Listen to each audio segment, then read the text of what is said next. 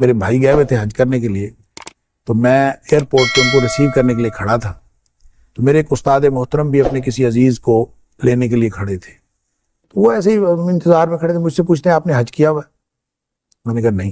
تو مجھے کہتے ہیں کہ لوگ سمجھتے ہیں کہ حج پیسے سے ہوتا ہے، حج پیسے سے نہیں ہوتا، حج ارادے سے ہوتا ہے۔ کیا بات؟ اور نیت سے ہوتا ہے۔ آپ ابھی حج کا ارادہ کریں۔ میں نے کہا کہ جی میں ارادہ کرتا ہوں کہ میں انشاءاللہ اگلے سال حج پہ جاؤں گا۔ تو مجھے کہتے ہیں کہ اگلے سال نہیں، اسی سال۔ کیا بات ہے؟ تو میں نے کہا اسی سال کا تو ہو گیا ہے شیخ، اگلے سال ہی آئے گا حج اس کے لیے۔ تو یوں میں نے ارادہ کر لیا۔ انہوں نے مجھے کہا کہ آپ ایسے کریں کہ آپ کے پاس چاہے 10 روپے ہیں چاہے 20 روپے ہیں، آپ اس کو اکٹھا کرنا شروع کریں اور باقی وسائل اللہ تعالیٰ خود مہیا کر دے گا۔ اور ایسے ہی ہوا۔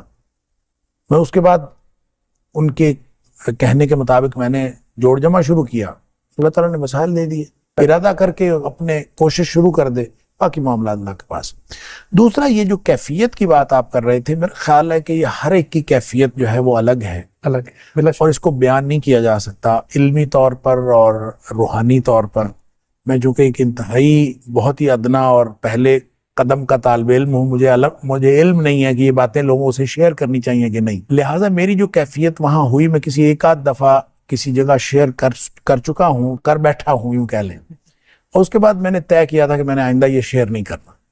تو اس میں ایک پہلو بہرحال ایسا ہے جو لوگوں کے لیے اس کے اندر ترغیب کی بات ہو سکتی ہے، اس لیے میں اس کو ضرور اس میں شامل کرنا چاہوں گا۔ وہ میرا تجربہ اس طرح سے ہوا کہ ہم لوگ حج پہ گئے اور حج کیا، پہلی دفعہ میں گیا تھا تو ہم تقریباً 30 دن جو ہے، وہ 40 دن کا پیکیج ہوتا ہے، تو 30 دن ہم مکہ مکرمہ میں ہی رہے۔ تو ویسے تو حج کے اندر پیکیج یہ شامل تھا کہ وہ حج سے پہلے مدینہ منورہ جانا تھا اور واپس آنا تھا، لیکن ان کی کوئی ایڈجسٹمنٹ میں کوئی مسئلہ ہو گیا، تو جس کی وجہ سے ہم حج کے بعد ہم مدینہ منورہ گئے تو سب لوگ یہی کہہ رہے تھے کہ ساری مشقت ادھر ہی ہوتی ہے مکہ مکرمہ میں، اب وہاں تو جا کے آرام کرنا ہے اور کچھ نہیں ہے، کوئی مسئلہ نہیں۔ تو میں نے کہا کہ ٹھیک ہے، اگر یعنی یہ کیفیت تھی، لیکن جب تو پہلا دن تھا میں مسجد نبی میں بیٹھا ہوا، میں یہ سوچ رہا تھا کہ نبی کریم صلی اللہ علیہ وسلم کے شہر میں آئے ہیں، تحفہ کوئی ہدیہ نبی کریم صلی اللہ علیہ وسلم کو پیش کرنا چاہیے، تو کیا میں تو کچھ بھی نہیں لے کے آیا۔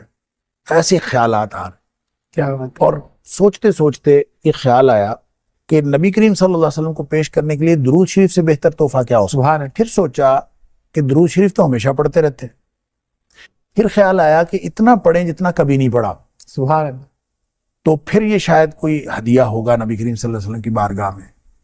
تو پھر ایک فگر مقرر ہوا خود ہی ذہن میں نا کہ اتنا مجھے روزانہ پڑھنا چاہیے، بس وہ فگر میں زیادہ بڑا مقرر کر بیٹھا، تو وہ پھر مجھے اتنی مشکل ہوئی اس کو پورا کرنے کے لیے کہ میں سمجھ لیں دن رات صرف درود شریف پڑھتا رہتا۔ سبحان اللہ۔ تو اس کا پھر کوئی 5واں کا دن تھا میرا خیال ہے، کیونکہ وہ 7 دن کا وہاں پہ قیام ہوتا ہے، تو 5واں کا دن تھا اور خواب میں نبی کریم صلی اللہ علیہ وسلم کی زیارت ہوئی، سبحان اللہ، سبحان اللہ۔ اور اس کی تفصیلات الگ ہیں، لیکن اس میں جو بتانے والی بات ہے وہ یہ کہ نبی کریم صلی اللہ علیہ وسلم نے فرمایا کہ تمہاری دعوت قبول ہے۔ اور یہ اس خواب کی جو سرشاری تھی وہ اس قدر زیادہ تھی کہ میں کبھی 5واں دن تھا تو 2-3 دن اور تھے، تو میں انتظار کرتا رہا کہ مجھے نا دوبارہ پھر کوئی ایسی کیفیت ہو، لیکن پھر کبھی نہیں ہوئی۔ اس کے بعد بھی سفر ہوئے لیکن کبھی یہ کیفیت نہیں ہوئی، بس وہ پہلی دفعہ ہی ہوئی۔ تو اس میں جو آپ نے کہا کہ حج سے پہلے کی کیفیت اور بعد کی، تو اس میں جو فرق ہوا، اس خواب کی جو کیفیت تھی اس میں گروپس نبی کریم صلی اللہ علیہ وسلم کے سامنے پیش کیے جا رہے تھے، تو گروپ کی شکل میں نبی کریم صلی اللہ علیہ وسلم بتاتے تھے کہ ان کی دعوت قبول ہے، ان کی دعوت قبول نہیں ہے، یعنی اس طرح سے وہاں فیصلے ہو رہے تھے۔ کچھ بہت ہی حیرت انگیز چیزیں بھی میں نے دیکھی۔ میرے ایک دوست جو اب اس دنیا میں نہیں رہے، ان کے بارے میں نبی کریم صلی اللہ، وہ اپنا سامان اٹھائے ہوئے پیچھے پیچھے جا رہے ہیں۔ میں نے کہا اس بندے کو پتہ نہیں کیا ہے، میں اس کے پیچھے پیچھے گیا ہوں کہ اس کو مسئلہ کیا ہے، تو وہ پیچھے جا کے بیٹھ گیا۔ اللہ، میں نے اس کے جا کے پوچھا، میں نے کہا آپ کو کیا ہوا؟ کہتا میری دعوت قبول نہیں ہوئی۔ اللہ، تو میں نے اس سے پوچھا آپ کی دعوت کیوں قبول نہیں ہوئی، آپ کے پاس سارا سامان تو موجود ہے؟ تو اس نے کہا میری داڑھی چھوٹی ہے اس لیے میری دعوت قبول نہیں۔ اللہ، اب یہ عجیب بات تھی۔ اور پھر میں جب یہ واپس آیا ڈاکٹر صاحب، میں اس کے گھر گیا اور میں نے اس کو یہ بتایا نہیں، میں نے ویسے یہ بتایا، میں نے کہا مجھے خواب میں کچھ بشارت ہوئی ہے تمہارے بارے میں۔ سبحان اللہ. اور یہ بشارت تو یہ ہے کہ تمہاری ساری باتیں ٹھیک ہیں، بس تھوڑا سا مسئلہ ہے داڑھی والا، وہ بھی پورا کر لو. اور وہ الحمدللہ اس نے فوت ہونے سے پہلے داڑھی پوری کر لی ہوئی تھی. سبحان اللہ. اللہ تعالیٰ اس کی قبول فرمائے. لیکن میں یہ کہہ رہا ہوں کہ ان کیفیات میں جب ہمارا گروپ پیش ہوا نا، تو اس گروپ کو انہوں نے، نبی کریم صلی اللہ علیہ وسلم نے یوں فرمایا کہ ان کی دعوت قبول ہے. تو ہم سب خوشی مبارک سب کچھ. لیکن ہم جب جانے لگے ہیں تو پھر پیچھے سے آواز پڑی ہے، ہم دوبارہ پھر آئے ہیں، اور پھر یہ حکم ہوا ہے کہ آپ لوگ ایک دعوت اور کریں. اللہ. اچھا، یہ جو تھی اس پورے گروپ کے اندر بہت خوشی کی لہر دوڑ گئی کہ یہ کوئی خاص ہمیں حکم ہوا ہے کہ دوسری. میں نے اس کو یہ سمجھا کہ ہم جو دین کا کام کر رہے ہیں وہ بہت تھوڑا ہے، ہمیں اس کو کم از کم دگنا کرو. جو حج سے پہلے کی کیفیت ہے اور حج کے بعد کی کیفیت میں سمجھتا ہوں وہ یہ ہے کہ میں نے اپنی ذمہ داری یہ سمجھی کہ نبی کریم صلی اللہ علیہ وسلم ہم سے جو تقاضا کرتے ہیں وہ اس سے کہیں زیادہ ہے، ہمیں اور زیادہ کام کرنا چاہیے. بڑا مشہور معاملہ ہے نا مستجاب الدعوات ہونے کا، اس حوالے سے آپ کا کوئی تجربہ؟ مستجاب الدعوات تھے، بالکل میرا تجربہ ہے. اور صوفی عبداللہ صاحب کے حوالے سے بتاتے تھے کہ وہ چونکہ بڑے مستجاب الدعوات تھے، تو ان کے بارے میں بھی میں نے پوچھا ان کی دعاؤں کا کیا طریقہ کیا ہوتا تھا. وہ کہتا ہے وہ نا دعائیں بڑی مانگتے تھے بڑی عجیب طریقے سے. تو ربوبیت کی آیات پڑھتے جاتے تھے، جس میں اللہ تعالیٰ کی عطا کا ذکر ہے وہ شروع کر دیتے تھے، اور مختلف جگہوں سے آیات جو ان کو یاد ہوتی تھی پڑھتے جاتے. اچھا، آیات پڑھنے کے بعد پھر وہ یوں نہیں کہتے تھے کہ یا اللہ یہ دے دے اور یا اللہ یہ دے دے. دعا کروانے والا جو ہے نا اس کو کہتے تھے چلو بھئی یہ بھی گل ہو گئی، چلو بھئی یہ بھی گل ہو گئی.